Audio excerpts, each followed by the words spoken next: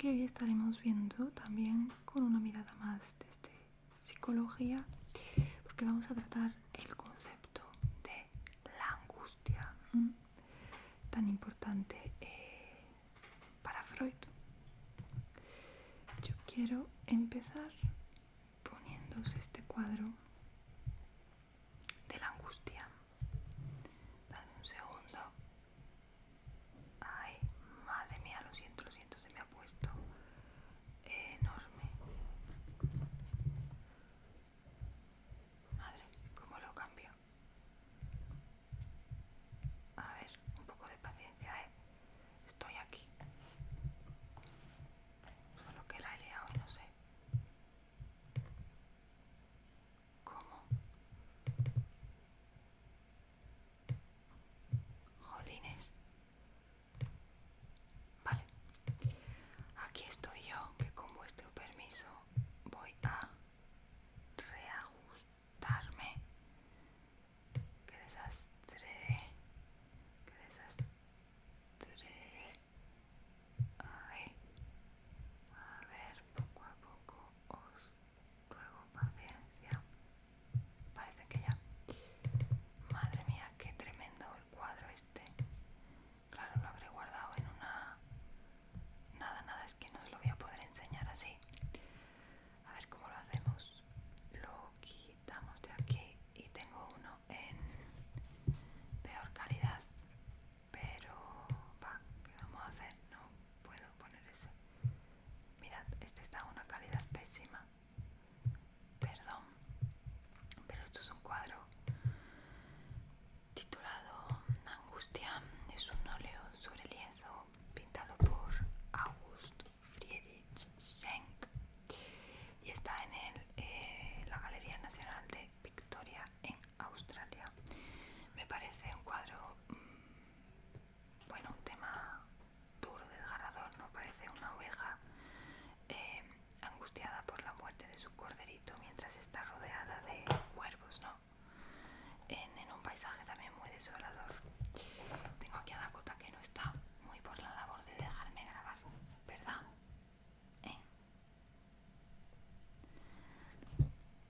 Entonces, bueno, me parecía muy interesante y vamos a empezar a leer un poco sobre la angustia, a ver si puedo.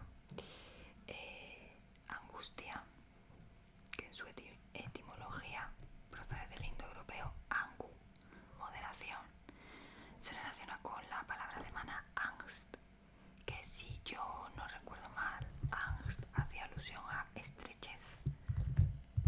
Vamos.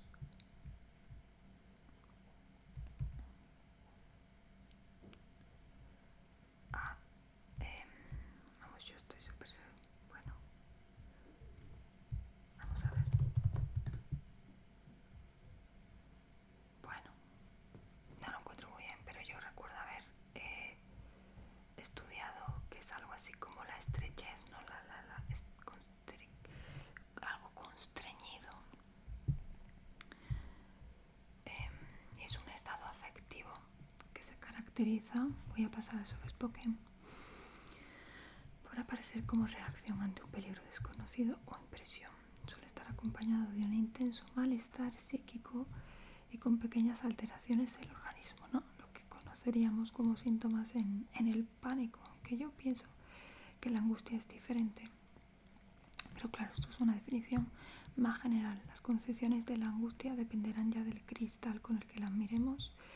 En efecto, ahora nos dicen que angustia hace alusión a angostamiento, algo angosto, algo estrecho. En un sentido vulgar es equivalente a ansiedad o miedo, pero es un estado afectivo de índole muy particular y ha sido tema de estudio de la psicología y especialmente el psicoanálisis, que ha hecho los aportes principales para su conocimiento y lo ha erigido como concepto fundamental. Así es, para Freud es una piedra nuclear de los afectos. La angustia no engaña, el afecto que no engaña. El de la angustia fue construido por Sigmund Freud poco a poco, articulándose a la vez con los demás que integraban la teoría psicoanalítica en pleno desarrollo. Vamos a empezar leyendo un poco sobre, en efecto, los primeros desarrollos freudianos sobre la angustia. Aquí también hay un cuadro muy interesante. Permitidme que os lo ponga sin liarla esta vez. Ya es que ha empezado siendo un vídeo que he tenido que la intro grabarla varias veces. O sea, ya ha empezado de forma muy accidentada y pero digo, ya voy a seguir, no voy a quitarlo. Mirad, me parece muy interesante ver cómo las distintas disciplinas artísticas nos quieren transmitir la realidad de los sentidos humanos, ¿no? Este cuadro es de Julio Romero de Torres, que es un pintor español, y el cuadro se llama Horas de Angustia. Bueno, vamos a empezar con los primeros desarrollos de la angustia. Freud comienza señalando la particularidad de este estado afectivo penoso. Es el afecto penoso por excelencia. Es diferente de todos los otros. Lo que lo hace tan particular... Ay, se ha caído una pegatina que tenía colgada por el ordenador, un post-it, y me ha asustado. Qué tonta soy. Lo que lo hace tan particular y digno de investigación, dirá Freud, es en parte que aparece refiriéndose a algo indeterminado, es decir, sin objeto, ¿no?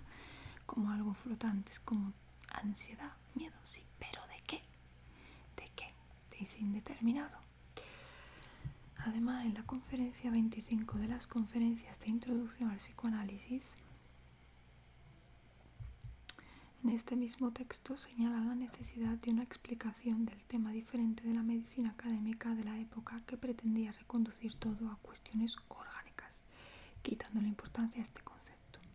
En palabras de Freud, abrimos comillas, el problema de la angustia es un punto nodal en el que confluyen las cuestiones más importantes y diversas. Se trata, en verdad, de un enigma cuya solución arrojaría mucha luz sobre el conjunto de nuestra vida anímica. Angustia realista y angustia neurótica. En esta primera versión de la angustia, tras hablar Freud del yo, el ello y el superyo, las tres instancias psíquicas, la segunda tópica de la teoría freudiana, él parte de la diferencia entre angustia realista y angustia neurótica. Vamos a escribir aquí que no estoy escribiendo nada.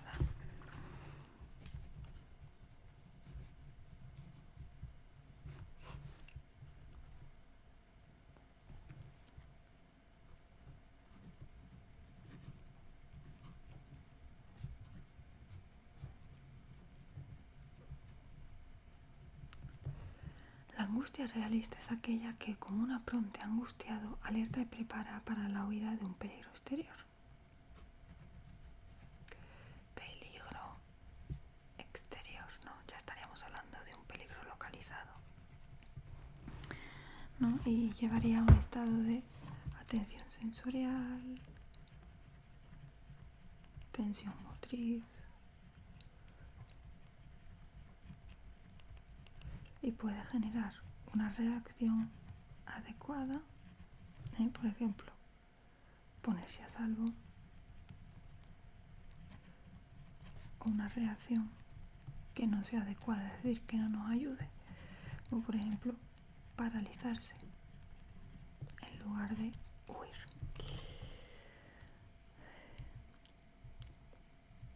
Es importante diferenciar la angustia del miedo y del terror. El miedo, a diferencia de la angustia, se refiere claramente a un objeto, y el terror es el sentimiento que aparece justamente cuando no hubo apronte angustiado y el peligro sobresalta. Sin embargo, lo que verdaderamente le interesa a Freud es lo que llama angustia neurótica.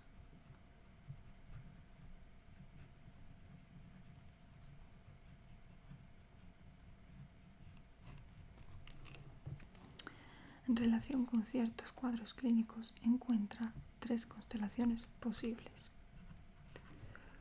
1. La angustia. Me está sonando un montón la barriga. Si lo escucháis, lo siento. 1. La angustia expectante o libremente flotante, que está a la espera de unirse de forma pasajera a cualquier objeto posible. Una angustia que se ha relacionado con un peligro externo que a cualquier observador le parece desmedida. Y aquella angustia que se da en ataques o de permanencia prolongada, pero sin que nunca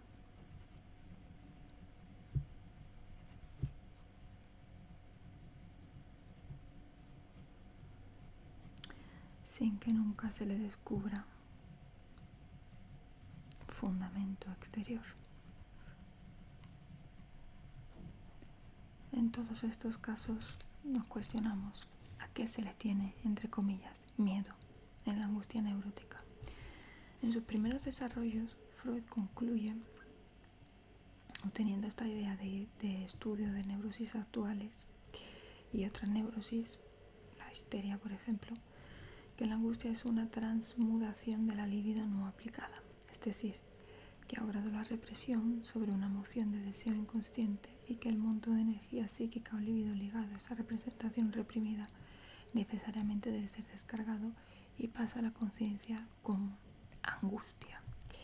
Es que la aplicación de esa libido, si bien a priori sería placentera, no acuerda con el principio de realidad y terminaría generando un monto mayor de displacer al yo.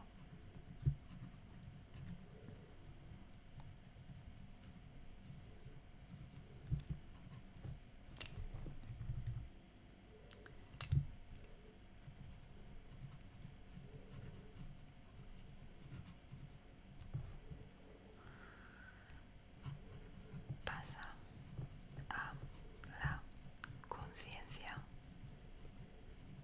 como angustia. En el caso de la angustia infantil, la reconduce a una endeblez del yo, a una inconformación, que la añoranza de la persona amada no puede elaborar aún ese monto de excitación y lo transpone en angustia. Es decir, que en realidad está del lado de la angustia neurótica y no de la realista. Es en sus indagaciones sobre la relación entre síntoma y angustia en las que se evidencia que el síntoma impide el desarrollo de esta última.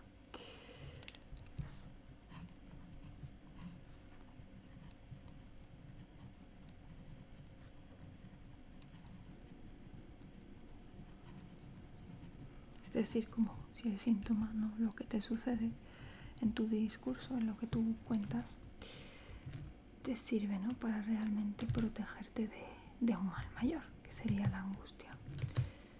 Vamos a quitar este cuadro. En sus propias palabras, aquello a lo cual se tiene miedo es evidentemente la propia libido.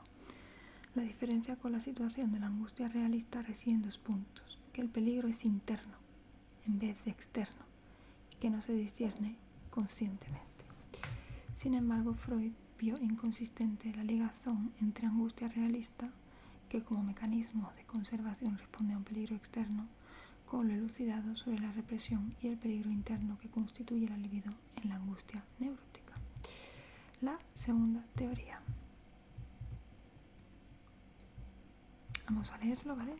Sé que son términos muy complicados, pero lo que entendimos. Instancia psíquica y angustia. Una vez que alcanzo a conocer mejor los procesos yo, ello y superyo, instancias psíquicas, llego a la conclusión de que el yo es el único almácigo de angustia. Solo él puede producirla y sentirla. Presenta entonces 3 variedades de angustia que se corresponden con cada una de las servidumbres o vasallajes a los que está sometido el yo. La angustia realista, peligros del mundo exterior. La angustia neurótica, sentida por el yo, por la tensión con el ello, donde imperan las pulsiones que solo buscan satisfacción y descarga sin miramiento por la realidad.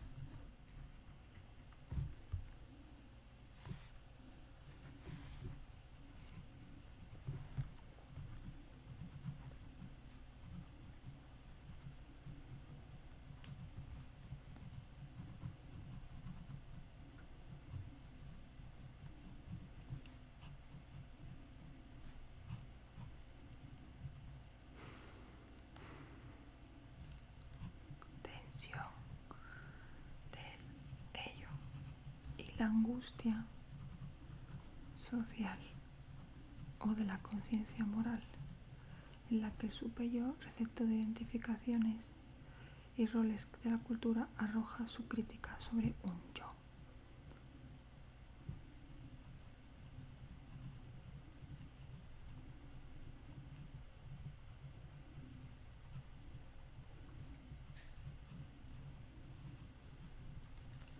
En un principio atribuyó la formación de la angustia a la represión, pero luego en 1926 dice que la angustia es la angustia la que crea la represión. Es la angustia la que crea la represión, y no como antes, que la represión causa la angustia.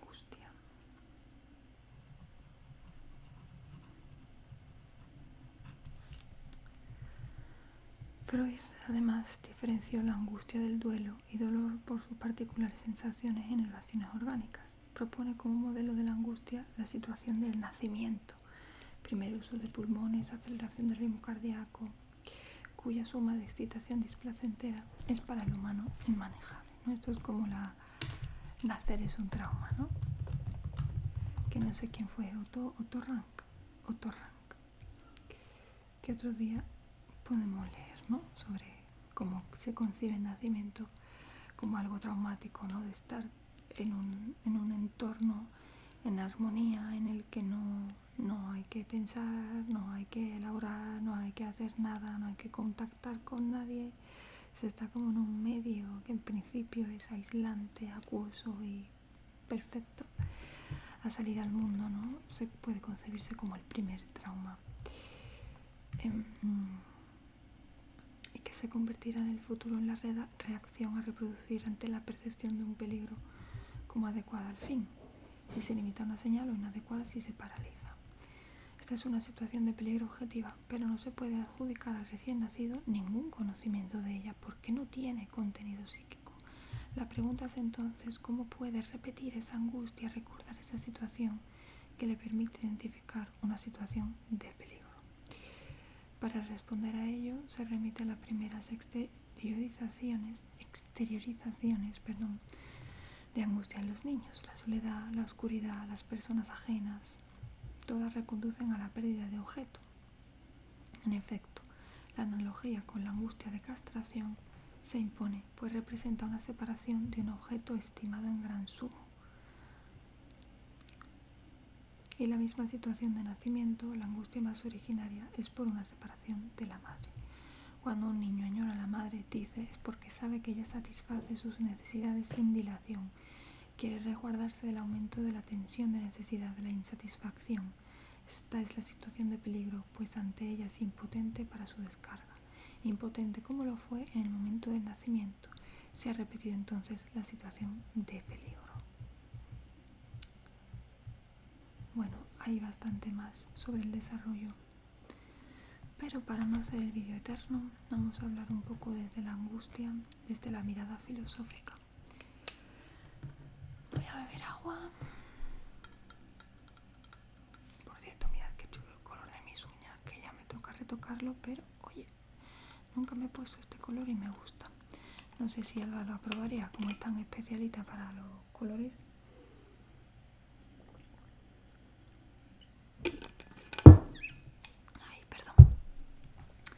En las distintas épocas, la experiencia de la angustia adoptó diferentes términos. Acidia y tristeza en el medievo, melancolía en la modernidad y angustia en la contemporaneidad. Sin embargo, todas esas palabras remiten a una misma experiencia y es a lo que referimos en este apartado. Antigüedad. En la antigua teoría humoral, la melancolía fue considerada como una enfermedad producida por el humor negro, es decir, en el tipo humano contemplativo, personas propensas al recogimiento interior y a contemplación. Además, esta teoría sostenía que el hombre melancólico, vaya por Dios, el ser humano melancólico, mejor dicho, padecía de un silbido en la oreja izquierda y por este motivo las más antiguas representaciones del melancólico muestran a una persona cubriéndose su oreja con la mano. En el medievo, la figura de la persona melancólica se asocia al hombre, otra vez del hombre, religioso, y la representación de la mano sobre la oreja izquierda se interpretó como un hombre que apoyaba, digo hombre porque está escrito así, ay Dios mío, la cabeza en la mano debido al sueño que le provocaba su pereza. Es entonces cuando la melancolía comienza a considerarse un pecado que asolaba a hombres religiosos recluidos en las abadías y los amenazaba con el mal letal del oficio, la muerte del alma. Durante la escolástica, Santo Tomás sostuvo que una de las características fundamentales de la angustia es el recesus, el retraerse ante Dios por la tristeza que le adviene al conocer el más grande de los bienes y el darse cuenta después de la insondable distancia que lo separa de Él.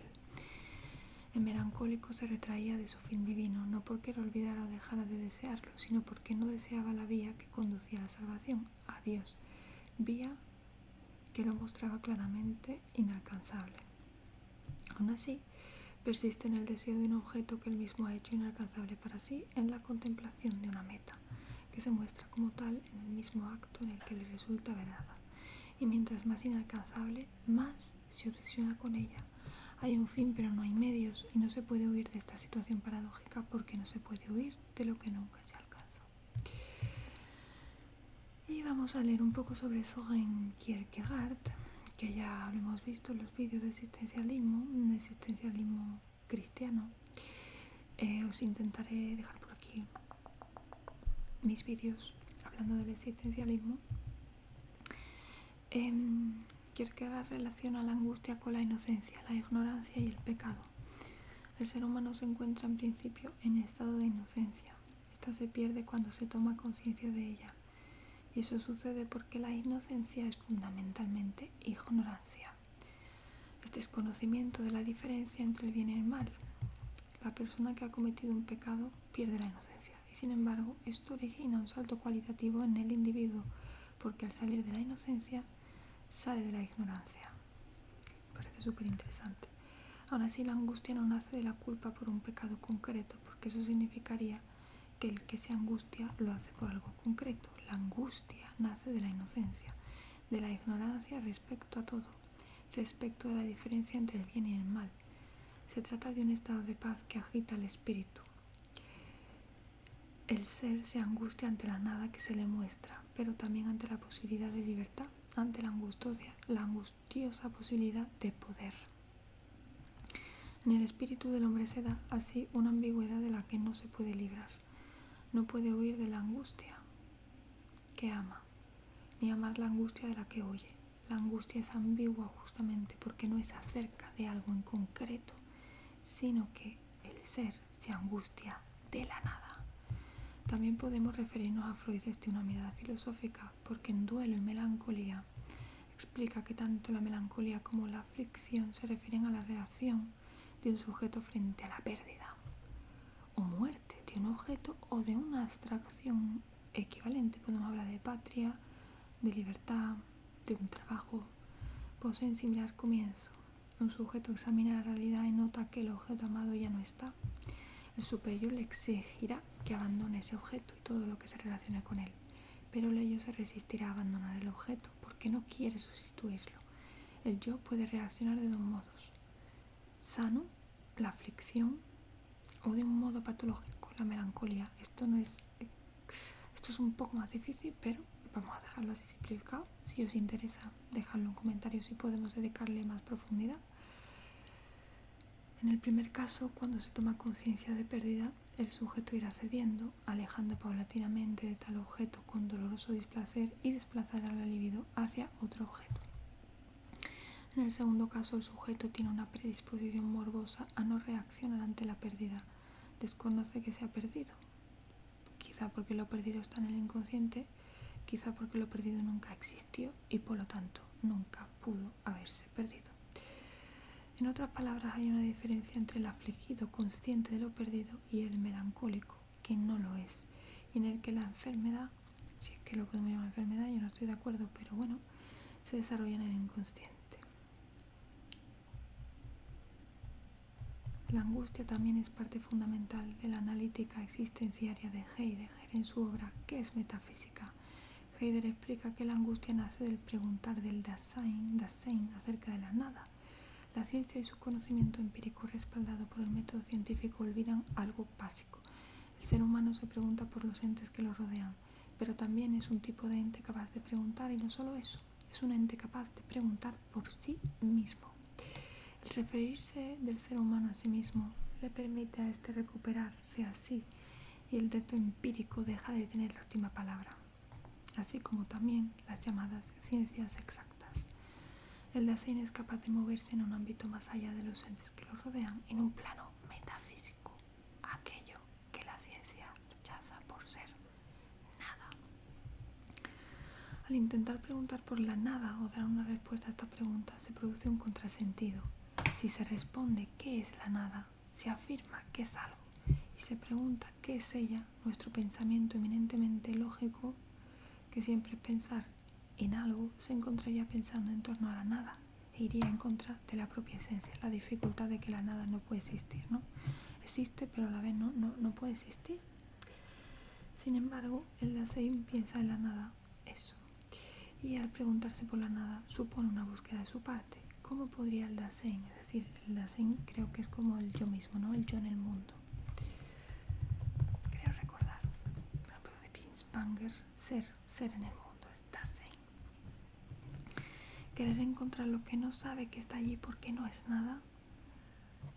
Para poder predisponernos a la búsqueda de la nada se necesita un estado de ánimo completamente diferente a otros, justamente porque esos otros estados están referidos a lo que es, a lo ente, y nos ocultan la nada. El temple que se necesita es el de la angustia. La angustia no es por algo en concreto.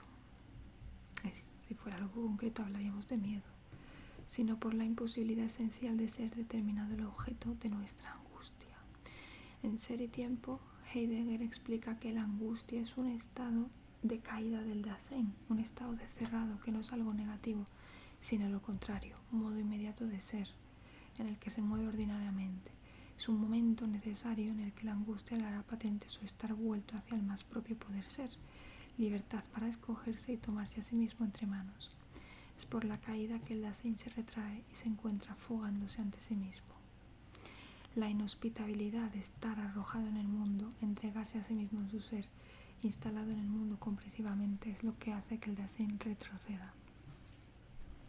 ¿Cómo llega a angustiarse el Dasein? La angustia originaria, reprimida, está adormecida en la cotidianidad y puede despertar en cualquier momento, sin necesidad de un acontecer extraordinario o de algún artilugio humano. El Dasein no se puede angustiar por decisión o voluntad propia. Lo único que se puede afirmar es que primero es necesario que el Dasein, el yo en el mundo, se pierda en lo ente en su totalidad para luego poder abandonarse a la nada y liberarse de la cotidiana y habitual evasión. Y así emergerá del oculto la pregunta por el sentido del ser. Vamos a dejarlo hasta aquí por hoy, que creo que es muy denso. Me parece muy clave e interesante lo que propone Heidegger, este ser arrojado en el mundo, esta angustia, ¿no? Quizás sea la angustia de existir, que no tiene respuesta posible, ¿no? Es el gran misterio de la vida. Nadie sabe por qué vienes, por qué, ni a dónde te vas, ni para qué el sentido, ¿no? Aquí podemos leer otro día a Camus hablar sobre lo absurdo, ¿no? Me pareció súper interesante, espero que os haya parecido relajante y grato. Dejad un like si os ha gustado y nos vemos